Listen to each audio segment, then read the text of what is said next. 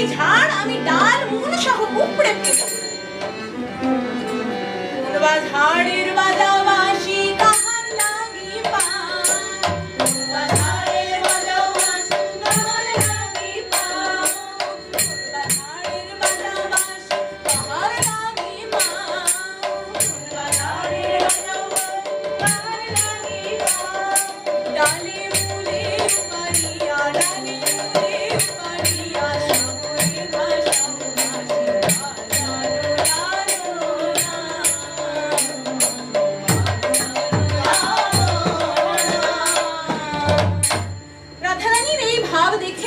পদকর্তা কি বললেন না, পদকর্তা বললেন, আপনারা হয়তো ভাবছেন যে এত সুন্দর পদ যিনি লিখেছেন, হ্যাঁ, তিনি নিশ্চয়ই কোনো ব্রাহ্মণ কবি হবেন অথবা কোনো হিন্দু কোনো বড় পণ্ডিত হবেন।